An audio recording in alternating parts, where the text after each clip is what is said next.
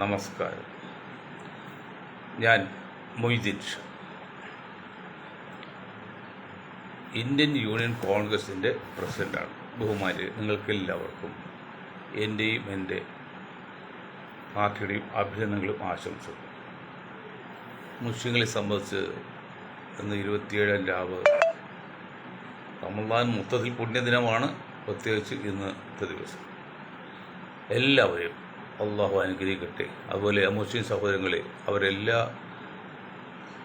സാലിഹായ എല്ലാ നല്ല കാര്യങ്ങളും നിറവേറട്ടെ എന്ന് പ്രാർത്ഥിച്ചു തുടങ്ങാം. ഇപ്പോൾ നമ്മൾ പറയാൻ പോകുന്നൊരു വാർത്ത, ആ വാർത്ത റിലീസ് ചെയ്താൽ സ്ക്രീൻ വരെ തീ പിടിക്കുന്ന കേട്ടാണ്. ടി വിയുടെ സ്ക്രീൻ വരെ തീ പിടിക്കുക. അത്ര ഗൗരവമുള്ള വാർത്തയാണ്. ആരും ചിന്തിച്ചില്ല എന്നാണ്. വളരെ ഗൗരവം, വളരെ ഗൗരവം. കേരളം കത്തിക്കണ വാർത്തയാണത്. എന്താ അറിയോ, ഈ മാത്യു സാമുവൽ ഒരു ചാനലിൽ അവരെന്തോ ഒരു പരിപാടിയുണ്ട്. അതിൽ എന്ത് പറഞ്ഞെന്നറിയോ, കേരളത്തിൽ ആകെയുള്ള 23% ഈഴവരാണ്. 25 കുറഞ്ഞ് 23 ലേറ്റസ്റ്റ്. 23% ഈഴവുള്ള കേരളത്തിൽ നിന്ന് 22% പെന്തക്കോസ്റ്റിൽ പോയി എന്ന്. തീ പിടിക്ക് വേറെ വല്ലതും ഉണ്ടോ എന്ന്? ഈ മാത്യു സാമുവൽ ആരെയാണ്? ഇസ്രായേലിൻ്റെ വേണ്ടി പ്രവർത്തിക്കുന്ന ഇന്ത്യയിലെ BJPക്ക് വേണ്ടി സംഘപരിവാറിന് വേണ്ടി പ്രവർത്തിച്ച മോഡിയുടെ കട്ട ഫാനാണ്. അദ്ദേഹം പറയാണ് പരസ്യമായിട്ട് കണക്കുകൾ ഉദ്ധരിച്ചുകൊണ്ട്. എൻ്റെ ഈ സംഭാഷണം കേൾക്കുന്ന ബഹുമാന്യ ജനങ്ങളെ, സുഹൃത്തുക്കളെ, ഇത് നിങ്ങൾ ചിന്തിക്കുക. ഈ പറഞ്ഞതിൻ്റെ ഗൗരവം എന്താണെന്ന്. BJPക്ക് എന്തെങ്കിലും പറയാനുണ്ടോ? സംഘപരിവാറിന് എന്തെങ്കിലും പറയാനുണ്ടോ? കേരള ഗവൺമെൻറ് എന്തെങ്കിലും പറയാനുണ്ടോ? മോഡിജി ഗവൺമെൻറ് എന്തെങ്കിലും പറയാനുണ്ടോ? ആകെ 23% വരുന്ന കേരളത്തിലെ ഈഴവരിൽ 22%, 22%, അല്ല 2%, 22% പെന്തക്കോസ്താണ്. ഈ കടുക് ചോദിച്ചത് കാണും, നാളികേരം ചോദിച്ചത് കാണൂല, അതൊരു പഴഞ്ചലുണ്ട്. അതുപോലെ മാത്യു സാമുവൽ കണ്ടു വെച്ചാൽ അപ്പോൾ 22% ഇതും 18% ക്രിസ്ത്യാനി, 16 പറയുന്നത്, ആ ശതമാനം കണ്ടു ക്രിസ്ത്യാനി. അപ്പോൾ എല്ലാവരും 40% ഉണ്ട്. 40% ഒരു വർഗം, ഒരു വിഭാഗത്തിന് ഏകപക്ഷമായിട്ട് ഭരിക്കാം. കാരണം 3 മുന്നണി ഏതാണ്ട് വരുമ്പോഴല്ലോ 30% വോട്ട് കിട്ടി ആ മുന്നണിക്ക് ഭരിക്കാം. അപ്പോൾ 40% പിന്നെ ആരുടെ സപ്പോർട്ട്, ക്രിസ്ത്യാനി സപ്പോർട്ട് മാത്രം കേരളം ഭരിക്കുക. അതാണ് പുള്ളി കാണുന്ന ഒരു പോയിന്റ്. പക്ഷെ അതിൽ അടങ്ങിയിരിക്കുന്ന അപകടം മനസ്സിലാവുണ്ടോ? ഈ മാത്യു സാമുവലിനെ വളർത്തിയ, സാമ്പത്തിക സാങ്കേതിക വളർത്തുന്ന സംഘപരിവാർ, വെള്ളാപ്പള്ളി നടേശൻ, കേന്ദ്ര ഗവൺമെൻറ്, കേരള ഗവൺമെൻറ്, നിങ്ങളെല്ലാം ഇതിനെക്കുറിച്ച് അന്വേഷിക്കണം. സത്യമുണ്ടോ? സത്യം ഉണ്ടെങ്കിൽ അത്രയും വലിയ തീവെട്ടികൾ ഒരു സമുദായത്തെ മുഴുവൻ മതപരിവർത്തനം നടത്തിയെന്ന് പറഞ്ഞാൽ, ഇവിടെ നിങ്ങൾക്കൊരു ക്രിസ്ത്യൻ സമുദായത്തിലും സഭയും കൂടി ആകെയുള്ള 18% വരുന്ന ദളിതുകളിൽ നിന്ന് 6% കൺവേർട്ട് ചെയ്ത് അകത്ത് കയറിയില്ല, പുറത്തുമില്ല, അത് സസ്പെൻഷൻ നിൽക്കുകയാണ്. അതാണ് 12 or 18% ക്രിസ്ത്യൻസ് ഉണ്ടായത്. അപ്പോൾ ആ 6% കൂടിക്കഴിഞ്ഞാൽ ഇവിടെ ദളിതുകൾ 18%, ക്രിസ്ത്യൻസ് 12% ഉണ്ടാവുള്ളൂ. അത് 6% അത് 18 കൊട്ടിഘോഷിക്കുന്നത്. എന്തുവാ കിട്ടാന്ന് കിട്ടെ. അപ്പോൾ ഈ ലേറ്റസ്റ്റ് ന്യൂസിൽ ഇന്നത്തെ കാര്യം പറഞ്ഞത് ഞാൻ ഒരിക്കൽ പറയാണ്, ഗൗരവം മനസ്സിലാക്കിയിട്ട് ഇവർക്ക്. ആകെയുള്ള ഈഴവ വിഭാഗം 23% ഇപ്പോൾ. അതിൽ നമ്മൾ 25 പിടിച്ചോ, പഴയ കണക്കായിട്ട് പിടിച്ചോ, അതിൽ 22% പെന്തക്കോസ്ത് ക്രിസ്ത്യനായത്.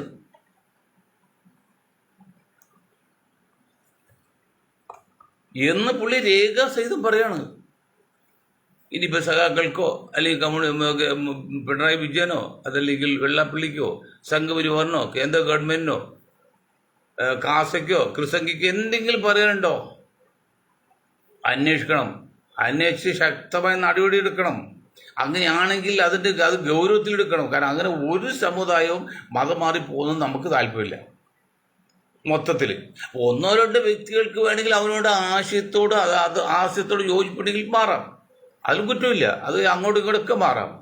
1-2 പേർക്ക് മതം മാറി പരസ്പരം സ്നേഹിച്ച് കല്യാണം കഴിക്കുക. അല്ലെങ്കിൽ ഒരു ഗ്രൂപ്പായിട്ട് മതം മാറി കല്യാണം കഴിക്കുകയും ചെയ്യുന്നതിനെക്കുറിച്ച് ഞങ്ങളെ സംബന്ധിച്ച് ഞങ്ങൾ ഒരു കാരണവശാലും അനുകൂലിക്കുന്നില്ല. കാരണം ആവശ്യം ഇവിടെ ഇല്ല.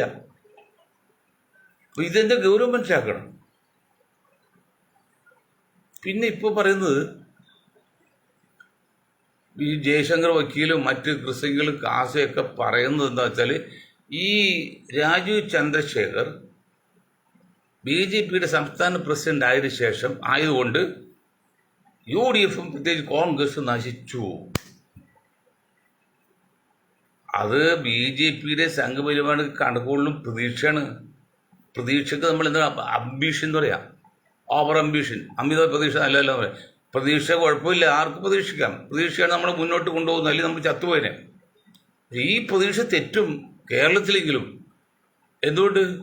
കേരളത്തിൽ ഏതാണ്ട് 40% വരുന്ന മുസ്ലിം സമുദായം. ഞാൻ അത് തന്നെ വീട്ടിൽ പറയുന്നത്, ഞങ്ങളുടെ പാർട്ടിയുടെ ബേസ് മുസ്ലിമാണ്. കാരണം അതാണ് ഇവിടെ ഒറ്റപ്പെട്ട് കിടക്കുന്നത്, അതാണ് അവർക്ക് പാർശ്വവൽക്കരിക്കപ്പെട്ടിരിക്കുന്ന പ്രധാന മുസ്ലിം സമുദായം. അതിന് അവരുടെ ബേസ് എടുക്കുന്നത്. ബാക്കി എല്ലാവർക്കും ചേരാൻ ഒരു കുഴപ്പം എല്ലാവരും ഉണ്ട്. ഈ 40% മുസ്ലിങ്ങൾ കേരളത്തിൽ ഉള്ളിടത്തോളം കാലം കോൺഗ്രസ് തകർക്കാൻ പറ്റില്ല, കോൺഗ്രസ് മുന്നണി തകർക്കാൻ പറ്റില്ല. അത് ഞങ്ങൾ സമ്മതിക്കില്ല. ഇനി കോൺഗ്രസിലെ ചില നേതാക്കൾ മുഖ്യമന്ത്രി സ്ഥാനത്തിന് വേണ്ടി പരസ്പരം സൗന്ദര്യപ്പിണക്കം ഉണ്ടാക്കി കാല് വാരിയാൽ പോലും ആ കാല് വാരിനേക്കാൾ കൂടുതൽ ശക്തമായിട്ട് ഈ സമുദായം ഈ കോൺഗ്രസ് മുന്നണിയെ അല്ലെങ്കിൽ ഐക്യ മുന്നണിയെ ശക്തമായിട്ട് പിന്തുണയ്ക്കും. മറ്റേ എനി കോസ്റ്റ് എന്ത് എന്തായാലും ചെയ്തിട്ടില്ല. മുഖ്യമന്ത്രി ആരും ആയിക്കോട്ടെ, നോ പ്രോബ്ലം. മുഖ്യമന്ത്രി നോക്കി നമ്മൾ വോട്ട് ചെയ്യുന്നത്. UDF നിലനിൽക്കേണ്ടത് LDF, UDF ഇത്തവണ അധികാരത്തിൽ വരേണ്ടത് LDF നിലനിർത്താൻ വേണ്ടിയാണ്. നിങ്ങൾ കാര്യം മനസ്സിലാക്കും. ഞങ്ങൾ പറയുന്നത് കൊച്ചു പാർട്ടികൾ ഞങ്ങൾ പറയുന്ന പോലെ ഗൗരവമുള്ള കാര്യമാണ്. ഇന്ത്യൻ യൂണിയൻ കോൺഗ്രസിൻ്റെ പ്രസിഡന്റ് നിലയിൽ പറയാണ്, ഞങ്ങളുടെ ഗ്രൂപ്പും ഞങ്ങളുടെ പാർട്ടി പ്രവർത്തനം പറയാണ്, LDFനെ നിലനിർത്താൻ വേണ്ടിയാണ് ഞങ്ങൾ ഇത്തവണ UDF അധികാരത്തിൽ കയറ്റാൻ പോകുന്നത്. ഈ ഞങ്ങൾ ഒരു മൊയ്തീൻ ഷാ ഇല്ല, കേരളത്തിൽ 40% വരുന്ന മുസ്ലിം സമുദായത്തിൻ്റെ വക്താവ് നിലയിൽ, മറ്റെല്ലാവരുടെ കൂടി വക്താവ് നിലയിലാണ് മൊയ്തീൻ ഷായുടെ ഗ്രൂപ്പ് പറയുന്നത്. എന്താണ് പറയുന്നത്? LDFനെ നിലനിർത്താൻ വേണ്ടിയാണ് ഞങ്ങൾ ഇപ്പോൾ UDFനെ അധികാരത്തിൽ കയറ്റാൻ പോകുന്നത്. ഇത് തമാശ പുള്ളളിയല്ല. ഞാൻ ഒരിക്കലും കൂടി അടിവരയിട്ട് വന്നത് എല്ലാവർക്കും സംശയമുണ്ട്. മുഖ്യമന്ത്രി സ്ഥാനാർത്ഥികൾ 6-7 പേരുണ്ട്. അപ്പോൾ അതുകൊണ്ട് പരസ്പരം സൗന്ദര്യപ്പെടുക്കുന്നത് കാലുവാരം സീറ്റ് പോകും എന്നൊരു ധാരണയുണ്ട്. ഒരു പരിധിവരെ അതിൽ കുറച്ച് സത്യമുണ്ട്. പക്ഷെ ആ സത്യത്തേക്കാൾ വലിയ സത്യം വേറെ ഒന്നുണ്ട്. എന്താണ്? 40% വരുന്ന മുസ്ലിം സമുദായത്തിൻ്റെ N ബ്ലോക്ക് 95%, 95 അല്ല 38% മൊത്തം വോട്ടർമാർ കിട്ടാണ്. 30% വോട്ട് കിട്ടിയാൽ ജയിക്കാന്ന്. ഒന്നും വേണ്ടി ഇപ്പോൾ BJP കുറച്ച് ശക്തമായിട്ട് 30% മതി. വാസ്തവത്തിൽ ജയിക്കാൻ ആകെ വോട്ട് ചെയ്യുന്ന 70% കണക്കാകും. 70-ഉം 70 എടുക്കുകയാണ്. അപ്പോൾ 70ആണ്. 70-നെ 3 കൊണ്ട് ഹരിക്കും, എത്ര ഇടും? ഈ 75% മോർ ദാൻ 70% ആകെ വോട്ട് ചെയ്യുന്നത്. അതിനെ 3ആയിട്ട് വിഭജിക്കുകയാണെങ്കിൽ 3 2 6 3 7 21 27%. 3 2 6 3 9 23 അല്ലെങ്കിൽ 25% കിട്ടിയ ജയിക്കാം. പക്ഷേ BJPക്ക് തുല്യ വോട്ട് വരില്ല, കുറച്ച് കുറയും. അതുകൊണ്ട് തന്നെ 30% വോട്ട് കിട്ടിയാൽ ഭരിക്കാം. അപ്പോൾ ആ നിലയ്ക്ക് 38% ഞങ്ങളുടെ ഈ സമുദായം തന്നെ ഉണ്ടെങ്കിൽ പിന്നെ എവിടെ പോയി ചെറിയൊരു കാല് വാരിയാലും തോൽക്കാൻ പറ്റില്ല കോൺഗ്രസ് സ്ഥാനാർത്ഥികൾക്ക്. അപ്പോൾ സത്യം ഇങ്ങനെയാണ് എങ്കിൽ, ഈ മാത്യു സാമുവൽ പറഞ്ഞത് തെറ്റാണെങ്കിൽ, ശരിയാണെങ്കിൽ അപകടമുണ്ട്, ശരിയല്ലെങ്കിൽ പിന്നെ എന്ത് ഭയപ്പെടണം? മാത്യു സാമുവലിൻ്റെ അല്ലെങ്കിൽ ക്രിസ്ത്യൻ സമുദായം ആകെ 16% ഉള്ളത്. അതിൽ 6% കൺവെർട്ട് ക്രിസ്ത്യാനി, ബാക്കി 10% ഉള്ളൂ. ഈ 10% ഉള്ള ക്രിസ്ത്യാനിൽ നിന്ന് ഒരു 5 എങ്ങനെ വന്നാലും 5% ആർക്ക് UDF തന്നെ പോകും. അങ്ങനെ അതിൻ്റെ കിടപ്പതാണ്. ഒരു 3% CPMന് അല്ലെങ്കിൽ ഇടതുപക്ഷത്തിന് പോകും. ബാക്കി 2% BJP മുന്നണിക്ക് കിട്ടാൻ സാധ്യതയുള്ളൂ. മാക്സിമം ഓഫർ ഈ 2%. അപ്പോൾ ക്രിസ്ത്യൻസിന് കിട്ടേണ്ട കണക്ക് മനസ്സിലായല്ലോ. ഇനി മറ്റു കണക്ക് പിന്നെ കിട്ടുന്ന മെയിൻ കണക്ക് ഈഴവ വിഭാഗം 25 അല്ലെങ്കിൽ 23%. 25 പിടിക്കും. 25%ലും പിണറായി വിജയനെ 3ാമതാക്കുന്നതുകൊണ്ട് ഏതാണ്ട് 90% വോട്ട് LDF ചെയ്യും. അത് ചെയ്യാൻ BJP സപ്പോർട്ടും ചെയ്യണം. അതാണല്ലോ മറ്റേ ഈഴവരെ മാറ്റി 1000% ആക്കിയത്. വലിയ വലിയ ഒരു അർത്ഥതലങ്ങളുണ്ട്. അപ്പോൾ 90% ബാക്കി 10%, ആ 10%-ത്തിലാണ് ബി ജെ പിക്കും കോൺഗ്രസും പോകുന്നത്. അപ്പോൾ ഇത് 5% ബി ജെ പിക്കും 5% കോൺഗ്രസ് പോയാലും കോൺഗ്രസ് കിട്ടുന്ന ഇത്ര കിട്ടുള്ളൂ. അപ്പോൾ അതിനും പിന്നെ ഇവിടെ കിട്ടും. പിന്നെ അല്ലറ ജില്ലയ്ക്ക് ഒരു 4-5% കിട്ടിയിരിക്കും. എങ്ങനെ വന്നാലും കഴിഞ്ഞ പ്രാവശ്യം കിട്ടിയ 19% ഇത്ര കിട്ടില്ല. ഞങ്ങൾ ഉറപ്പ് പറയാം, വെല്ലുവിളിച്ചാൽ അങ്ങനെ ഗുണ്ടായിച്ചല്ല, ഞങ്ങൾ ശക്തമായിട്ട് പറയാം. കഴിഞ്ഞ പാർലമെൻറ്റ് സീറ്റിൽ കിട്ടിയ 19%, ലെസ് ദാൻ 20, അത്രയും വോട്ട് ഇത്തവണ അസംബ്ലി ഇലക്ഷൻ കിട്ടില്ല. വല്ല ബെറ്റുണ്ടോ, വല്ല സംശയമുണ്ടോ? പിന്നെ എങ്ങനെയിടോ മാത്യു സമയല്ലേ നിങ്ങൾ ഈ രാജീവ് ചന്ദ്രശേഖരനെ വെച്ച്, കോടീശ്വരൻ രാജീവ് ചന്ദ്രശേഖരനെ വെച്ച് കേരളം ഭരിക്കാതെ വിചാരിക്കുന്നത്? ഇനി വേറൊരു തമാശ പറയാം. പണ്ട് ആദ്യമായിട്ട് ഗൾഫിൽ പോയി തിരിച്ചു വന്ന ആൾ ഓട്ടോ വിളിച്ച് വീട്ടിൽ പോയി. അപ്പോൾ പുള്ളി കിലോമീറ്ററിന് 2 രൂപ ചാർജ്, 4 കിലോമീറ്റർ. അപ്പോൾ കാൽക്കുലേറ്റർ എടുത്തിട്ട് 4 × 2 8, ആ 8 രൂപ എന്ന് പറഞ്ഞു. അതുവരെ പറയാൻ കാൽക്കുലേറ്റർ എടുക്കേണ്ടി വന്നു. 4 × 8 കൊച്ചു അറിയാം. അത് തമാശ. അതുപോലെയാണ് രാജീവ് ചന്ദ്രശേഖരന് സ്വീകരണം കിട്ടിയപ്പോൾ എന്തോ ഒരു മറുപടി പറയാൻ പറ്റില്ല, അതിന് വേണ്ടി എഴുതി വായിക്കേണ്ടി വന്നു. ഈ മഹാനാണ് ഇത്രയും സങ്കീർണമായി കേരളത്തിൽ ബി ജെ പി ഉരുട്ടി കൊടുക്കാന്നുണ്ട്. എങ്ങനെ ഉരുട്ടി കൊടുക്കും? അതുകൊണ്ടൊക്കെയാണ് ബുദ്ധിയുള്ളവർ പറയുന്നത്, മനഃശാസ്ത്രജ്ഞന്മാർ പറയുന്നത്, ഫിലോസഫിസ്റ്റുകൾ പറയുന്നത്, ശാസ്ത്രജ്ഞന്മാർ പറയുന്നത്, അരിത്തമെറ്റിക്കാർ പറയുന്നത്, കഴിഞ്ഞ പ്രാവശ്യം കിട്ടിയ അത്രയും പാർലമെന്റ് ഇലക്ഷൻ കിട്ടിയ അത്ര വോട്ട് ഇത്തവണ അസംബ്ലി ഇലക്ഷനിൽ ബി ജെ പിക്ക് കിട്ടില്ല. അത് വേറെ കാര്യമുണ്ട്. പിന്നെ ഈ മാത്യു സാമുവൽ വേറൊരു കാര്യമുണ്ട് പറഞ്ഞ്, അതും കുറിക്കും, സംഘപരിവാറിനെ കുറിക്കുകൊള്ളുന്നത്, അവരെ അടിവേരെ ഇറക്കുന്നത്. വെള്ളാപ്പള്ളിയും ബി ജെ പി തമ്മിൽ തെറ്റിച്ചിട്ടുണ്ടല്ലോ വളരെ മോശമായിട്ട്. ഒരു കാരണവശാലും വെള്ളാപ്പള്ളി ബി ജെ പി സ്വീകരിക്കില്ല, ബി ജെ പി ആനുകൂല്യം കൊടുക്കില്ല, വെള്ളാപ്പള്ളി പുറത്തായി. പിന്നെ യു ഡി എഫ് വിചാരിച്ചപ്പോൾ യു ഡി എഫ് ചേർക്കില്ല എന്ന് പറഞ്ഞു. പിന്നെ പ്രതിപക്ഷ നേതാവ് വി ഡി സതീശൻ. അപ്പം പിന്നെ എൽ ഡി എഫിലൊക്കെ പോകുമ്പോൾ എൻ്റെ സതീശൻജി, എൻ്റെ യു ഡി എഫിലെ നേതാക്കളെ, ഞങ്ങൾ പറഞ്ഞു നിങ്ങൾക്കൊരു ആത്മധൈര്യത്തിന് വേണ്ടി മുസ്ലിം സമുദായത്തെ 38 ആകെയുള്ള 95% വോട്ട് നിങ്ങൾക്ക് കിട്ടുമെന്നുള്ളത് സത്യമാണ്, തെറ്റൊന്നുമില്ല. പക്ഷെ അതുകൊണ്ട് മാത്രമല്ല നിങ്ങൾ നിൽക്കേണ്ടത്. സി പി എമ്മും ബി ജെ പി വെച്ചുള്ള ബാക്കി ഏത് പാർട്ടി വന്നാലും, ഒരിക്കൽ കൂടി അടിവരായിട്ട് പറയാം, സി പി എമ്മും ബി ജെ പി ഒഴിച്ച് ബാക്കിയുള്ള ഏത് പാർട്ടി വന്നാലും നിങ്ങൾ ചേർക്കണം, യു ഡി എഫിൽ ചേർക്കണം. മനസ്സിലായില്ലേ? അത് നിങ്ങൾ ആളെ നോക്കി ഈ ആളെ നോക്കി. നമ്മൾ കഴിഞ്ഞ പ്രാവശ്യം ഈ ബി ഡി ജെ എസ് ഉണ്ടാക്കിയപ്പോൾ യു ഡി എഫിൽ ചേർക്കാതിരിക്കും. കാരണം ഒറ്റ ആൾ സുധീരനാണ്. സുധീരൻ പറ്റില്ല അതുകൊണ്ട് എടുത്തില്ല. അത് എൽ ഡി എഫിൽ ചേർക്കാൻ അച്യുതാനാണ്. നിങ്ങൾ ഈ മാത്യു സാമുവൽ അത് തന്നെ പറഞ്ഞു, കഴിഞ്ഞ പ്രാവശ്യം ബി ജെ പിക്ക് ഒരു അനക്കം വന്നത് ബി ഡി ജെ എസ് രൂപീകരിച്ച് ഈഴവർ പിന്തുണ കൊടുത്ത ശേഷമാണ്. അതും പിന്നെ എന്ത് പറഞ്ഞ് പിന്നെ മാത്യു സാമുവൽ പറഞ്ഞു. മാത്യു സാമുവലിന് ഇനിയും പേര് പറയാം, പി സി ജോർജ്. ഞാൻ കുറച്ച് പറയുന്നതാണ്. P C George. ഈ 2 മണ്ടന്മാരാണ് കേരളത്തിൽ സംഘപരിവാറിനും ബി ജെ പിക്കും ഇപ്പോൾ ഏറ്റവും പാരയായി വന്നിരിക്കുന്നത്. അല്ലെങ്കിൽ ബുദ്ധിയുള്ള സംഘപരിവാർ നേതാക്കൾ ഇദ്ദേഹത്തിൻ്റെ ഇന്നത്തെ ഇതൊന്നും എടുത്തു നോക്ക്, കിടപ്പെട്ട് അത് എടുത്തു നോക്ക്, വായിച്ചു നോക്ക്, അതിൻ്റെ സൈഡ് എഫക്റ്റ് എന്താണെന്ന്. അത് ഈ മണ്ടന്മാർക്ക് മനസ്സിലായില്ല. അത് തന്നെയല്ല, രാജീവ് ചന്ദ്രശേഖർ പറയുന്നു മുസ്ലിങ്ങളുടെ കൂടി സപ്പോർട്ടില്ലാതെ ഇവിടെ പറ്റില്ല. അത് സത്യമാണത്. പി സി ജോർജെ കൂടി പറയിപ്പിക്കുന്നു ലോക മുസ്ലിങ്ങൾ ഭീകര തീവ്രവാദികളാണ്. അയാൾ പ്രസ്താവന ലോക മുസ്ലിങ്ങൾ അല്ലാതെ ഇന്ത്യൻ മുസ്ലിങ്ങളല്ല. ലോക മുസ്ലിങ്ങൾ ഇന്ത്യയിൽ ഒരൊറ്റ മുസ്ലിം പോലും ഭീകരന്മാരും തീവ്രവാദി അല്ലാത്തതും ഇല്ലെന്ന് പറഞ്ഞു.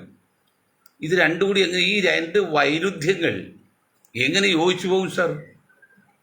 കാരണം ജനാധിപത്യ രീതിയിലാണ് വോട്ട് കിട്ടി ബി ജെ പി ഭരിക്കട്ടെ, നമുക്ക് എതിർപ്പൊന്നുമില്ല, രജിസ്ട്രേഡ് പാർട്ടിയാണ്. തന്നെയുമല്ല, ഇനി ബി ജെ പി വേറെ സംഘപരിവാർക്ക് വേറെയാണെന്ന് പറഞ്ഞാൽ അർത്ഥമില്ല. ഇന്ത്യയിൽ കോൺഗ്രസ് പോലെ കമ്മ്യൂണിസ്റ്റ് പോലെ ബി ജെ പി സംഘപരിവാർ ഒരു പാർട്ടിയാണ്, രാജ്യഭരണ കക്ഷിയാണ്. ആ നിലക്ക് മാത്രമേ എനിക്ക് സംഘപരിവാറിനെ കാണാൻ പറ്റുള്ളൂ. അല്ല, അന്ധമായ സംഘവിരോധമായിട്ട് ഒരു കാര്യമില്ല. അത് മണ്ടത്തരാണത്. ഞങ്ങളത് കാണുന്നില്ല. ഒരു രജിസ്ട്രേഡ് പാർട്ടിയെ ബി ജെ പി നയിക്കുന്ന സംഘപരിവാർ, അല്ലെങ്കിൽ സംഘപരിവാർ നയിക്കുന്ന ബി ജെ പി ഞങ്ങൾ കാണുന്നത് കോൺഗ്രസിനെ പോലെയും കമ്മ്യൂണിസ്റ്റ് പാർട്ടി പോലെയാണ്. തെറ്റുകളും കുറ്റങ്ങളും ഉണ്ടില്ല, അത് വേറെ കാര്യം. അല്ലാതെ നമ്മൾ അന്ധമായിട്ട് എതിർത്തിട്ട് കാര്യമില്ല. അതൊരു പോയിന്റ് വരും. അവർ പിന്നെ വർഗീയ പാർട്ടി പ്രസ്ഥാനം ഫാസിസ്റ്റാണ്, കോൺഗ്രസ് കമ്മ്യൂണിസ്റ്റ് അങ്ങനെയല്ല എന്ന് പറയാം. അതൊരു പക്ഷേ ശരിയാണ്. എങ്കിൽ പോലും അവർ നമ്മൾ കണക്കിലെടുക്കാനല്ല. ഇവിടെ വേറൊരു വശം കൂടി പറഞ്ഞുതരാം. അത് മാത്യു സാമുവൽ, ഞാൻ ഇന്ന് പറഞ്ഞ മുഴുവൻ മാത്യു സാമുവലിൻ്റെ കൊട്ടേഷനാണ്. മാത്യു സാമുവൽ പറഞ്ഞ് പിന്നെ ഈരാറ്റുപേട്ടയിൽ STP-കാരായിട്ട് എന്തോ ഒരു ഇഫ്താർ പിരിച്ച് അത് കോൺഗ്രസ് നേതാക്കളും അവിടുത്തെ MLA ഒക്കെ പോയി. ഞങ്ങൾ പറയുന്നത് ഒരു വിധത്തിലുള്ള വർഗീയതയും തീവ്രവാദവും ഫാസവും ഞങ്ങൾ അനുകൂലിക്കുന്നില്ല. അത് ന്യൂനപക്ഷമായാലും ഭൂരിപക്ഷമായാലും. പക്ഷെ ഒരു കാര്യം ചോദിക്കട്ടെ, ഇവിടെ ഇന്ത്യ ഇന്ന് ഭരിക്കുന്ന കക്ഷി സംഘപരിവാറിനെ നടക്കുന്ന BJP ആണല്ലോ. സംഘപരിവാറിന്റെ പോളിസി എന്താണ്? ഇന്ത്യയിൽ ജനിച്ചു വളർന്ന സ്വന്തം സഹോദരങ്ങളായ മുസ്ലിങ്ങളെയും ക്രിസ്ത്യാനികളെയും പിന്നെ കമ്മ്യൂണിസ്റ്റുകാരെയും ഇപ്പം മോഡേൺ ആൾക്കാരെയും മോഡേണിസ്റ്റുകളെയും ഈ 4 വിഭാഗത്തെ ഉപദ്രവിക്കുന്നത് മാത്രമല്ല, അംഗീകരിക്കാനും പറ്റില്ല, തകർത്ത് കളെന്ന് പറയുന്നത്. എന്നുവെച്ചാൽ കൊന്നുകളയാൻ വരെ ചിന്തിക്കുന്നുണ്ട്. അങ്ങനെ പറയുന്ന ഒരു പ്രസ്ഥാനമാണോ ന്യൂനപക്ഷങ്ങൾ സംഘടിച്ച് ഞങ്ങൾ പോലെ STP-യുടെ പരിപാടിക്ക് ഞങ്ങൾ ക്ഷണിക്കാറില്ല, പോകാറില്ല. ഞങ്ങൾ അതിന് തൽക്കാലം ഒന്ന് പെടാതെ നിൽക്കുകയാണ്. ഒന്നുകൂടി ആലോചിക്കണം. STP ആണോ കുഴപ്പക്കാർ? അപ്പോൾ STP-യുടെ യോഗത്തിൽ ഇഫ്താറിൽ പങ്കെടുത്ത കോൺഗ്രസ്സുകാർ പോലും വർഗീയത കൂട്ടിവെക്കുന്നു, തീവ്രവാദത്തെ പ്രോത്സാഹിപ്പിക്കുന്നു. ഹമാസിന്റെ ഗ്രൂപ്പാണ് ഇവിടെ STP എന്നാണ് മാത്യു സാമുവൽ പറയുന്നത്. മാത്യു സാമുവൽ എത്ര നികൃഷ്ടമായ രീതിയിലാണ് പറഞ്ഞറിയോ? എത്ര പിന്നെ സംഘർഷം ഉണ്ടാക്കാനുള്ള രീതി സംസാരിക്കുന്നറിയോ? അയാൾ വേറെ കാര്യം പറഞ്ഞു. ഇനി മുസ്ലിങ്ങളെ ആരും തന്നെ ലീഗ് പോലും അല്ല, ഒരു മുസ്ലിം നിങ്ങൾ പരിഗണിച്ചിട്ട് കാര്യമില്ല. അവരെ ശക്തമായി എതിർത്താൽ മാത്രമേ ഇനി വളരാൻ പറ്റുള്ളൂ. ഇന്നലെ അദ്ദേഹം ചന്ദ്രശേഖരന് മറുപടി കൊടുത്തു, ഒരു മുന്നറിയിപ്പ് കൊടുത്തു. എന്നിട്ട് ഈ നമ്മുടെ സ്പെഷ്യൽ ബ്രാഞ്ച്, നമ്മുടെ പോലീസ്, നമ്മുടെ പിണറായി സഖാവ്, കേന്ദ്ര ഗവൺമെൻറ് പറയാൻ പറ്റില്ല. അവരുടെ ഗ്രൂപ്പിലെ ആൾക്കാർ നോക്കുക, വല്ല നടപടിയെടുക്കുകയോ അന്വേഷിക്കുകയുണ്ടോ?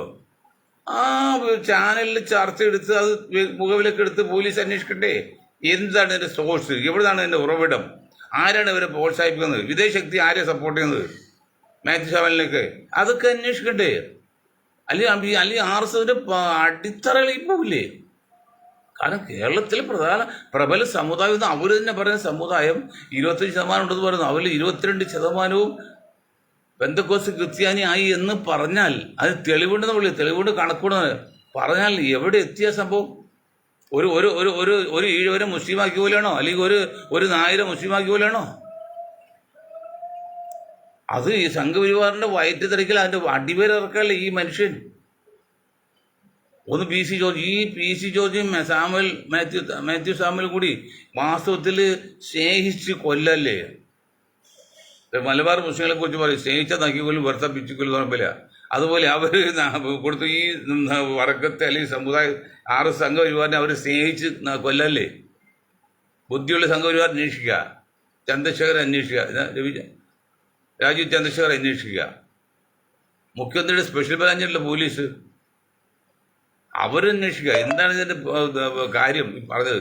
വെള്ളാപ്പള്ളി ഇപ്പം അതിന് കാര്യമില്ല. അദ്ദേഹത്തിന്റെ സംസാരം ആരും അംഗീകരിക്കുക. അതും ഇയാൾ പറഞ്ഞിട്ടുണ്ട്. രാജീവ് ചന്ദ്രശേഖർ പറഞ്ഞത് വെള്ളാപ്പള്ളി ആര് കണക്കെടുക്കുന്നു, എഴുതി തള്ളിയാണെന്ന്. പിന്നെ അതിൽ ഒരു വാക്കുകൂടി പറഞ്ഞ് താക്കീതായിട്ട്, വെള്ളാപ്പള്ളി ശ്രദ്ധിക്കണേ, നിങ്ങൾ മര്യാദ നിന്നില്ലെങ്കിൽ എന്നാൽ BJP സപ്പോർട്ട് ചെയ്തില്ലെങ്കിൽ നിങ്ങളെ അകത്താക്കും, ഈ പ്രായത്തെ അകത്താക്കാൻ ബുദ്ധിമുട്ടായിരിക്കും എന്നൊക്കെ പോലും പറഞ്ഞിട്ടുണ്ട്. അതൊക്കെ താക്കീതും മുന്നറിയിപ്പുമല്ലേ, ഒരു ഭീഷണിയല്ലേ ഇത്? അതിനെക്കുറിച്ച് വെള്ളാപ്പള്ളിന്റെ മിണ്ടാത്തത്. ഇത് രാവിലെ വരുന്ന സംഭവം, അത് മണിക്കൂറത്തെ വെള്ളാപ്പള്ളി ഒരു പുസ്തകം കാണുന്നില്ലല്ലോ. അത് നിങ്ങൾ കണ്ടിട്ടില്ലേ? അപ്പം അതുകൊണ്ട് കോൺഗ്രസ്സുകാർ കുറച്ചുകൂടി ശ്രദ്ധിക്കണം, UDF ശ്രദ്ധിക്കണം. നിങ്ങൾ എങ്ങനെ വന്നാലും ഭയപ്പെടേണ്ട കാര്യമില്ല. കേരളത്തെ സംബന്ധിച്ച് സേഫാണ്. ഇന്ത്യൻ നാഷണൽ കോൺഗ്രസ് നയിക്കുന്ന UDFനെ സംബന്ധിച്ച് ഒരു കാരണവശാലും ഭരണത്തിൽ ഇനി ഒഴിവാക്കുന്ന പ്രശ്നമില്ല കേരളത്തിൽ. അതിൽ സംഘപരിവാറും BJPയും മുസ്ലിങ്ങളും ക്രിസ്ത്യങ്ങളും കാസയും ഇസ്രായേൽ ചാരും എല്ലാം ശ്രമിച്ചാലും കേന്ദ്ര ഗവൺമെന്റ് മുഴുവൻ ചെയ്താലും ഒരിക്കലും മാറ്റം വരില്ല. പക്ഷെ ഒരു കാര്യം നോക്കണം, വടക്ക് ഇന്ത്യയിൽ ചില സ്ഥലങ്ങളിൽ നടന്നു എന്ന് പറയുന്ന പോലെയുള്ള എന്തെങ്കിലും അട്ടിമറി ഇലക്ഷൻ നടക്കുകയാണെങ്കിൽ അപകടമാണ്, ഞങ്ങൾക്കൊന്നും പറയാൻ പറ്റില്ല. അത് ശ്രദ്ധിക്കേണ്ടത് കോൺഗ്രസ് നേതാക്കളും UDF നേതാക്കളുമാണ്. അത് വളരെ ശ്രദ്ധിക്കണം. ബാലറ്റ് പേപ്പർ വേണമെന്ന് പറയും. ബാലറ്റ് പേപ്പർ വന്നാൽ അതിൽ തട്ടിപ്പടന്നിട്ടുണ്ട് ലോകത്ത് പല സ്ഥലത്തും. എങ്കിലും അത് കുറച്ചുകൂടി സേഫാണെന്ന് പറഞ്ഞത് അത് വേണ്ടി ശ്രമിക്കണം. അടുത്ത ഇലക്ഷൻ നടത്തുന്നെങ്കിൽ ഇന്ത്യയിൽ ബാലറ്റ് പേപ്പർ വേണമെന്ന് പറയണം. അത് പറയോ? അത് പറയും. നിങ്ങൾക്ക് എന്താ ധൈര്യക്കുറവ്? ലക്ഷങ്ങളെ പങ്കെടുപ്പിച്ചുകൊണ്ട് retired chief justice retired supreme കോടതി ജഡ്ജി 90 വയസ്സിന് അദ്ദേഹത്തിന് എന്താ ആവശ്യം? അദ്ദേഹം മേൽനോട്ട് കൊണ്ട് ദിവസങ്ങളോടും ജന്തർ മന്ദറിൽ സമരം നടത്തിയപ്പോൾ ഈ കോൺഗ്രസ് നേതാക്കളൊക്കെ എവിടെയാണ് വായ് വിളിച്ചിരുന്നത്? ഞാൻ കോൺഗ്രസ് നമ്മൾ സപ്പോർട്ട് ചെയ്യാണ്, കോൺഗ്രസ് അനുകൂലിക്കുകയാണ്, എന്നാലും തെറ്റ് കണ്ട് ചൂണ്ടിക്കാണിക്കണ്ടേ? പഠിക്കുന്ന കുട്ടി അധ്യാപകൻ തല്ലും, അതിനകത്ത് സ്നേഹമില്ലെന്നില്ല. സ്നേഹമുള്ള കൊണ്ടാണ് ഈ തല്ലുന്നത്. അതുപോലെ കോൺഗ്രസ് നമ്മൾ കുറ്റം വന്നത് നന്നാകാൻ വേണ്ടിയാ, അല്ലെ മുസ്ലിം ലീഗിന് ഞങ്ങൾ കുറ്റം വന്നത് നന്നാകാൻ വേണ്ടിയാ. അല്ല മുസ്ലിം വിരോധം ഉണ്ടായിട്ടോ മുസ്ലിം ലീഗ് വിരോധം ഉണ്ടായിട്ടില്ല. അവരാ പേരൊന്ന് മാറ്റിയിരുന്നെങ്കിൽ ഇന്ന് ഇന്ത്യയിൽ 2ാമത്തെ 3ാമത്തെ സ്ഥാനമാകായിരുന്നു മുസ്ലിം ലീഗിന്. ഒരു വാക്ക് മാറ്റിയാൽ മതി, ആ മുസ്ലിം എന്നൊരു വാക്ക് മാറ്റിയാൽ മതി. ഞാൻ വീണ്ടും ക്ഷമാപൂർവ്വം പറയാണ്, മുസ്ലിം എന്ന വാക്കിന് ഒരു കുഴപ്പമില്ല. പക്ഷേ രാഷ്ട്രീയത്തിൽ ഇന്ത്യ പോലെ ബഹുസ്വരമുള്ള 68 ജാതിയുള്ള ആയിരക്കണക്കിന് വർഗങ്ങളൊക്കെയുള്ള ഇന്ത്യയിൽ ആ ജാതി വാക്ക് ഉപയോഗിക്കുന്നത് രാഷ്ട്രീയത്തിൽ നല്ലതല്ലെന്ന് പറഞ്ഞു. അല്ലാതെ മുസ്ലിമിന് ഒരു കുഴപ്പമില്ല, മറ്റ് ഏതൊരു സമുദായത്തെക്കാൾ നല്ലതാണ്, ആദർശം അഭിപ്രായം നല്ലതാണ്. വലിയ വലിയ ബുദ്ധിജീവികൾ, വലിയ കോടീശ്വരന്മാർ മതത്തിലേക്ക് വന്നുകൊണ്ടിരിക്കുകയാണ്.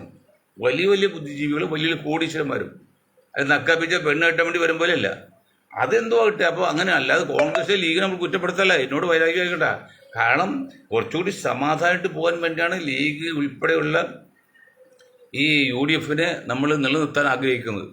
അത് വെറുതെ ആഗ്രഹിക്കല്ല. 2 കാര്യമാണ്. ഒന്ന് LDF നിലനിർത്തണം. LDF ഇല്ലാത്തൊരു കേരളത്തിൽ നമുക്ക് ചിന്തിക്കാൻ പറ്റില്ല. അതേപോലത്തെ UDF ഇത്തവണ ഭരണത്തിൽ കയറിയാൽ മാത്രമേ LDF നിലനിർത്താൻ പറ്റുള്ളൂ. അതാ ഞങ്ങളുടെ കളി വെച്ചാലല്ലോ, ഈ ഭൂമി സൂര്യൻ ചുറ്റും കറങ്ങുന്നുണ്ട്, പിന്നെ സ്വയം കറങ്ങുന്നുണ്ട്. അതിൽ ഞങ്ങളുടെ ഉത്തരവാദിത്വം വളരെ വലുതാണ്. പക്ഷെ ആ ഉത്തരവാദിത്തത്തിന്റെ ബേസ് കെയർ ഓഫ് ശക്തി 40% വന്ന മുസ്ലിങ്ങളെ കൂടിയുള്ള, മറ്റുള്ളവരില്ലെന്ന് മറ്റുള്ളവരുണ്ട്. അത് കൂടാതെ പ്ലസ് ആയിട്ട് ബോണസ് ആയിട്ട്, ഈ ബോണസ് എന്ന് പറഞ്ഞാൽ നമുക്കറിയാലോ, അത് വെറുതെ പണി ചെയ്തതിനു ശേഷം കിട്ടുന്നത് വെറുതെ കിട്ടുന്ന ലാഭമാണത്, പണിയിൽ അധ്വാനിക്കാൻ കിട്ടുന്നത്. അതുപോലെ ബോണസാണ് 40% മുസ്ലിങ്ങൾ വോട്ട് കേരളത്തിൽ. അത് ആ ബേസ് കണ്ടുകൊണ്ട് ഞങ്ങൾ ഇത്രയും ധൈര്യമായിട്ട് പറഞ്ഞത്. UDF നിങ്ങൾ ഒട്ടും ഭയപ്പെടേണ്ട, നിങ്ങളുടെ ഭരണത്തിൽ എത്തിക്കുക എന്നുള്ളത് കഴിഞ്ഞ കൊല്ലമൊക്കെ ഞങ്ങൾ എത്ര ശ്രദ്ധിച്ചില്ല. കാരണം എവിടെ അവർ പോകുന്നറിഞ്ഞില്ല. ഇതിപ്പോൾ അപകടമാണ്. അതുകൊണ്ട് നിങ്ങളെ ഭരണത്തിൽ കയറ്റുക എന്നുള്ളത് ഞങ്ങളുടെ ലക്ഷ്യമാണ്, ഞങ്ങളുടെ മനസ്സിൽ രഹസ്യമാണ്. എന്തുകൊണ്ട്? കാരണം എങ്കിൽ മാത്രമേ LDF നിലനിൽക്കുള്ളൂ. LDF നിലനിന്നില്ലേ അത് അപകടമാണ്. നിങ്ങൾ പല കുറ്റം പറഞ്ഞു കമ്മ്യൂണിസ്റ്റ് പാർട്ടിയൊക്കെ, പക്ഷെ കമ്മ്യൂണിസ്റ്റ് പാർട്ടി ഒക്കെ ലോകത്ത് അല്ലെങ്കിൽ ഇന്ത്യയിൽ അല്ലെങ്കിൽ കേരളത്തിൽ ആവശ്യമാണ്. അവരും വേണം, കുറ്റം പറയാൻ പറ്റില്ല. അപ്പോൾ അതുകൊണ്ട് LDF നിലനിൽക്കണമെങ്കിൽ ഇത്തവണ UDF അധികാരത്തിൽ കയറിയാലേ പറ്റുള്ളൂ. അപ്പോൾ ഞങ്ങൾക്ക് ഭൂമിയുടെ കാര്യം പറയുമ്പോൾ ഞങ്ങൾക്ക് LDF നിലനിർത്തി ചെയ്യണം, UDF ജയിപ്പിക്കുകയും ചെയ്യണം. ഇങ്ങനെ ആര് ചെയ്യും? ഏത് പാർട്ടിയും? ഇപ്പോൾ UDF ഘടകകക്ഷിയാണ്, എങ്ങനെയെങ്കിലും UDF ജയിപ്പിക്കാൻ നോക്കും. മറ്റേ LDF ജയിക്കും. ഞങ്ങളതല്ല, ഞങ്ങൾ ഭാവികളുണ്ട്. ഞങ്ങളുടെ ബോർഡുകളിൽ 100 വർഷം മുന്നിൽ കണ്ടുള്ള പ്ലാനാ. 100 years. നമ്മൾ ഇപ്പോൾ ഈ നിമിഷം മരിക്കും, നാളെ മരിക്കുക, അതല്ല. മനുഷ്യവർഗം ഉണ്ടെങ്കിൽ ഭൂമി ഉണ്ടാക്കാൻ സാധ്യത കുറവായിട്ട് കാണുന്നത്. എന്തുമായിട്ട് ഉണ്ടെങ്കിൽ 100 വർഷം മുന്നിൽ കണ്ടുള്ള പ്ലാനാണ് ചെയ്തിരിക്കുന്നത്, പ്ലാനിങ്ങാണ്. അല്ല ഇത് നാളെ അസംബ്ലി ഇലക്ഷൻ ജയിക്കാൻ വേണ്ടി മാത്രമല്ല, അല്ലെങ്കിൽ പഞ്ചായത്ത് ഇലക്ഷൻ മെമ്പറാകാൻ വേണ്ടിയില്ല. ഞങ്ങൾ മെമ്പർ ആകുന്നില്ല, ഒന്നുമില്ല. ഞങ്ങൾക്ക് അധികാരം വേണ്ട. ഞങ്ങളുടെ പാർട്ടിക്ക് അതിൻ്റെ കപ്പാസിറ്റി വെച്ച് കൊടുക്കുക വേറെ കാര്യം. അപ്പം അതുകൊണ്ട് സംഘപരിവാർ പ്രത്യേകം ശ്രദ്ധിക്കണം. എന്താണെന്ന് വെച്ചാൽ ഈ മാത്യു സാമുവലിൻ്റെ ഈ പ്രസ്താവന, ഈ ചാനൽ ചർച്ചയിൽ പുള്ളിയുടെ ഒരു ചാനലുണ്ട്, അതിൽ പറഞ്ഞിരിക്കുന്ന കാര്യങ്ങൾ അത് വളരെ ആഴത്തിൽ പഠിച്ച് മനസ്സിലാക്കേണ്ട കാര്യമാണ്. അതിൻ്റെ വാല്യൂ അല്ലെങ്കിൽ അതിൻ്റെ സൈഡ് എഫക്റ്റ്, പാർശ്വഫലം അതിഭീകരവും ഭയാനകമാണ്. ഞാൻ ഭയപ്പെടുത്താൻ പറ്റില്ല. നിങ്ങൾ സാമാന്യ ബുദ്ധിയുള്ള നേതാക്കൾ ഇത് ശബ്ദം കേൾക്കുന്നത്, ഇത് റിലേ ചെയ്യുന്നത് എല്ലാവർക്കും കൊടുക്കണം, എല്ലാവരും അറിയിക്കണം. നമ്മൾ അന്ധമായ സംഘവിരോധം പറഞ്ഞിട്ട് കാര്യമില്ല. ഇത് സംഘപരിവാറിൻ്റെ വേരിറക്കുന്ന, അപ്പോൾ വേണി നമുക്ക് സന്തോഷിക്കാന്ന് പറയും, പക്ഷെ അതുകൊണ്ട് കാര്യമില്ലല്ലോ. ഒരു സമുദായത്തെ കൂട്ടത്തോടെ ജാതി ക്രിസ്ത്യാനിയാക്കിയിട്ട് അത് നമ്മൾ പ്രോത്സാഹിപ്പിക്കാൻ പറ്റുമോ? അല്ലെങ്കിൽ മുസ്ലിമിലേക്ക് എത്തി ഒരിക്കലും നമ്മൾ പ്രോത്സാഹിപ്പിക്കില്ല. ഒരു മുസ്ലിമോ രണ്ട് മുസ്ലിമോ വേണമെങ്കിൽ മതം മാറും, വിവാഹം കഴിക്കാൻ വേണ്ടി, അല്ലെങ്കിൽ ആദർശം മനസ്സിലാക്കിയിട്ട് വരാം, അത് കുഴപ്പമില്ല. അല്ല, ഗ്രൂപ്പ് മാറ്റം ഞങ്ങൾ ഒരിക്കലും സമ്മതിക്കില്ല. അതിന് ആവശ്യം ഇന്ത്യയിലില്ല. ഇപ്പോൾ ഒരു സമുദായം കുറവില്ല, ഉള്ള സമുദായം അങ്ങനെ പോയാൽ മതി. അപ്പോൾ ഇത്രയും കാര്യങ്ങൾ നിങ്ങൾ പ്രത്യേകം ശ്രദ്ധിക്കണം. അപ്പോൾ ഞാൻ പറഞ്ഞു വരുന്നത് കോൺഗ്രസ്സുകാരോടും UDFിനോടും പിന്നെ SDPI പോയി പങ്കെടുത്തതിൻ്റെ പേരിൽ അവർ ചാരന്മാരോ രാജ്യദ്രോഹിയോ ആക്കാൻ പറയുണ്ടായി. ഇതാണ് ജോർജ് സാമുവലെ. ഞാൻ ജോർജ് സാമുവൽ വേറൊരു കാര്യം പറയാം. ശിവസേന നിങ്ങൾക്കറിയുമല്ലോ, ശിവസേനയാണ് സാമുവലെ ഇന്ത്യയിൽ BJPകൾ വർഗീയ പാർട്ടി, പ്രാദേശിക പാർട്ടി ഉണ്ടാക്കിയത്. അവർ ബോംബെയിലൊക്കെ മലയാളികൾ മലബാറി എന്ന് പറഞ്ഞിട്ട് തല്ലിക്കൊല്ലുന്ന കാലമാണ്, മദ്രാശി എന്ന് പറഞ്ഞിട്ട്. ആ ശിവസേന ആശയം മാറി വന്നപ്പോൾ കോൺഗ്രസ് മുന്നിൽ ചേർത്തില്ലേ? ആ കോൺഗ്രസ് അന്ന് ശിവസേന കോൺഗ്രസ് ചേർത്തപ്പോൾ അന്നും നമ്മുടെ സുധീരൻ്റെ ആദർശം ഒരു പൊട്ട ആദർശം, പ്രാക്ടിക്കൽ ആദർശമുണ്ട്. സുധീരനെ എതിർത്തത് കാര്യം ശരിയാണ്. പക്ഷെ ഒരാൾ തെറ്റി കഴിഞ്ഞാൽ ക്ഷമ ചോദിച്ചാൽ പിന്നെ അവിടെ കുറ്റം പറ്റ കാര്യമുണ്ടോ? അങ്ങനെ മുന്നിൽ കോൺഗ്രസ് എടുത്ത് നമ്മൾ കുറ്റം പറഞ്ഞില്ല, അത് ഒരു പരിധി വരെ കോൺഗ്രസ് അവിടെ രക്ഷപ്പെട്ടു, അത് മുഴുവൻ അല്ലെങ്കിലും. അതുപോലെ അന്ന്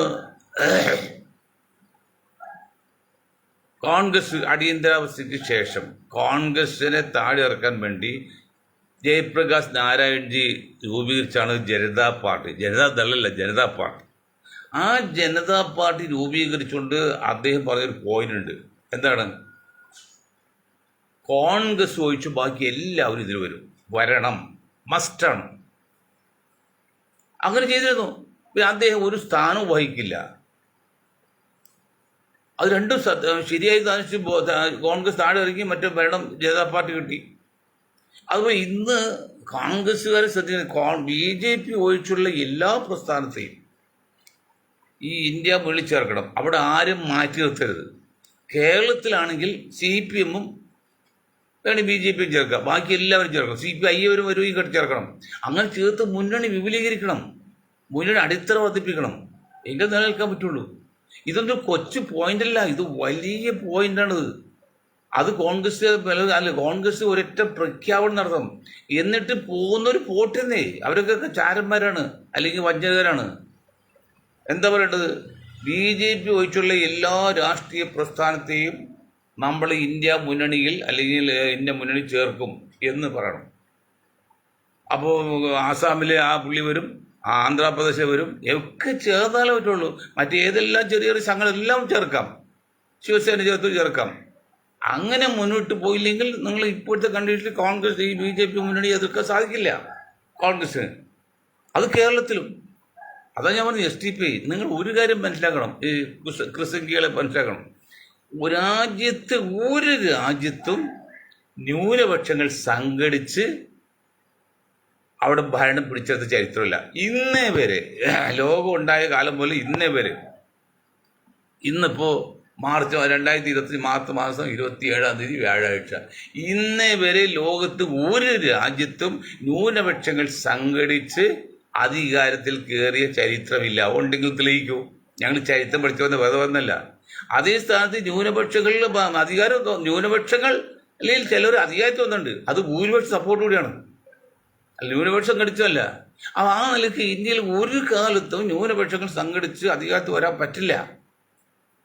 അങ്ങനെ വരുമ്പോൾ SDPI പോലുള്ള പാർട്ടിയാണോ അത് സംഘപരിവാർ പറഞ്ഞ RSS ആണോ കൂടുതൽ അപകടകാരികൾ? രാജ്യത്തിന് അപകടകാരികൾ ഭൂരിപക്ഷ വർഗീയത തന്നെയാണ്. നമ്മൾ ന്യൂനപക്ഷ വർഗീയത കൊണ്ട് നാടിന് ആപത്തുണ്ടാവില്ല. ഇതൊക്കെ ഞങ്ങൾ വലിയ ഫിലോസഫി പറഞ്ഞത്. പക്ഷേ ന്യൂനപക്ഷ വർഗീയത വളർന്നാൽ ഭൂരിപക്ഷ വർഗീയത വളരും, അത് നാടിന് ആപത്താവും. അതുകൊണ്ടാണ് പറഞ്ഞത് ന്യൂനപക്ഷ വർഗീയതയെ പോലും ഞങ്ങൾ അനുകൂലിക്കുന്നില്ല, ന്യൂനപക്ഷ തീവ്രവാദത്തെ പോലും ഞങ്ങൾ അനുകൂലിക്കുന്നില്ല. ഞങ്ങളിപ്പോൾ എന്താ അനുകൂലിക്കുന്നത്?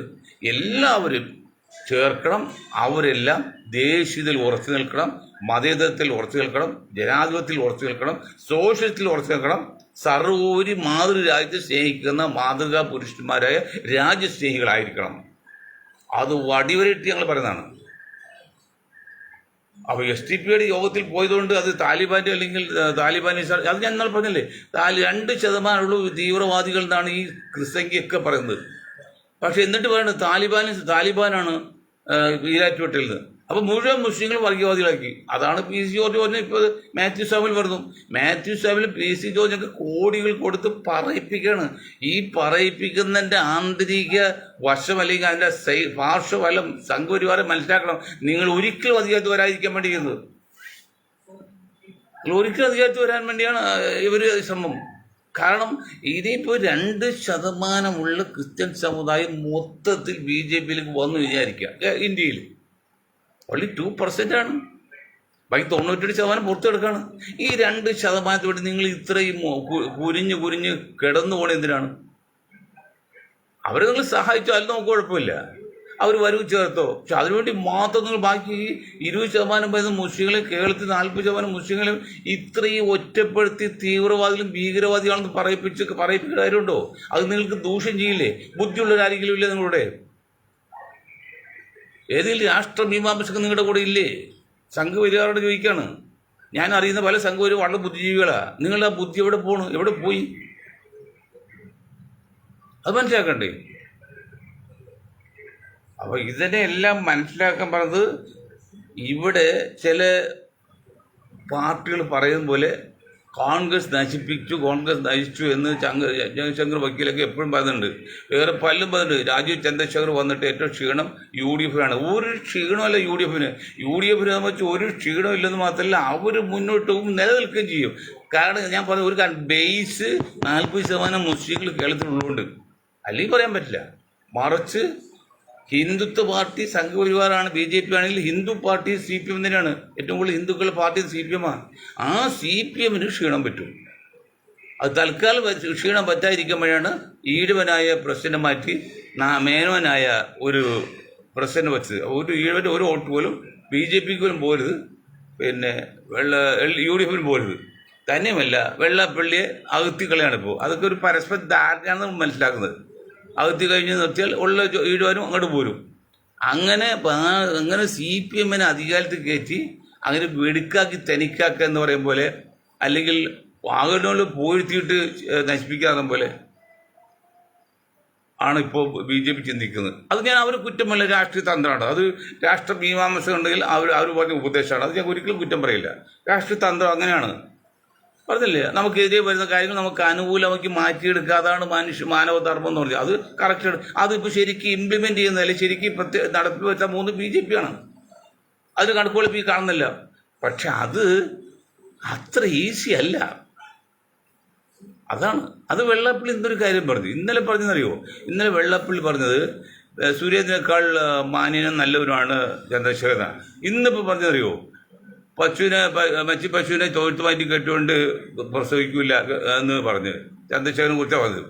അപ്പോൾ BJPക്ക് വെള്ളപ്പള്ളിക്ക് മനസ്സിലായി, ഇവർ കളിച്ച് അവരുടെ ആപ്പെടുക്കുന്ന പണിയാണ്, ഈ ഇഴവൻ്റെ ആപ്പെടുക്കുന്ന പണിയാണെന്ന് മനസ്സിലായി. അതാണ് വെള്ളപ്പള്ളി പറഞ്ഞത്. ഇടയ്ക്കിടയ്ക്ക് ഇപ്പോൾ ഒരാൾ ഇങ്ങനെ ഓർമ്മയിലേക്ക് കിടക്കണേ, ഓർമ്മയില്ലാതല്ല, ഇങ്ങനെ പല കാലം പറഞ്ഞുകൊണ്ടിരിക്കുക സുഖമില്ലാത്ത ആൾ. അപ്പോൾ ആൾക്ക് ഇന്ന് കൊടുക്കാൻ, ഇയാൾക്ക് ഇന്ന് കൊടുക്കാന്ന് പറയുമ്പോൾ മക്കൾ പറയും അത് അപ്പനും ഓർമ്മക്കുറവാണ് കേട്ടോ. ഇടയ്ക്ക് പറയണം തോമസിന് ഇത്ര തരാനുണ്ട്, വൈലിപ്പള്ളി തരാനുണ്ട്. ഇടയ്ക്കിടയ്ക്ക് അപ്പനും ഓർമ്മകളുണ്ട്.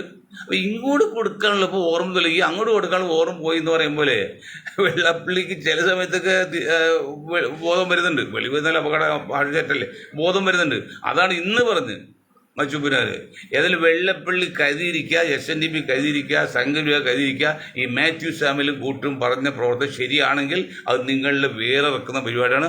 അത് നിങ്ങൾ അതിനെക്കുറിച്ച് രഹസ്യമായിട്ട് സ്പെഷ്യൽ ബ്രാഞ്ച് അന്വേഷിച്ച് അതിൽ തീരുമാനം എടുക്കുന്നത് വിനീതമായി അഭ്യർത്ഥിച്ചുകൊണ്ട് ഞാൻ എൻ്റെ വാക്കുകൾ നിർത്തുകയാണ്. നിങ്ങൾക്ക് ഒരായിരം നന്ദി. ജയ് ഹിന്ദ്.